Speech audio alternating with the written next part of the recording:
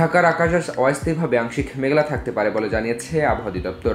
সেই সঙ্গে সামান্য বৃদ্ধি পেতে পারে দিনের তাপমাত্রা। বুধবার সকাল 7টা থেকে পরবর্তী 6 ঘন্টার জন্য ঢাকা ও এর পার্শ্ববর্তী এলাকার জন্য দেওয়া পূর্বাভাসে তথ্য জানানো হয়। পূর্বাভাসে বলা হয়, ঢাকার আকাশ আজ আংশিক মেঘলা হতে অস্থায়ীভাবে মেঘলা থাকতে পারে, সেই সঙ্গে হতে পারে হালকা বৃষ্টি।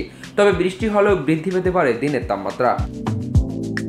এ সময় দক্ষিণ বা দক্ষিণ পূর্ব দিক থেকে ঘন্টায় 10 থেকে 15 কিলোমিটার বেগে বাতাস প্রবাহিত হতে পারে। গতকালকে সর্বনিম্ন তাপমাত্রা ছিল 27.2 ডিগ্রি সেলসিয়াস। এ সময় বাতাসের আর্দ্রতার পরিমাণ ছিল 93%। গতকালের সর্বোচ্চ তাপমাত্রা ছিল 34.4 ডিগ্রি সেলসিয়াস।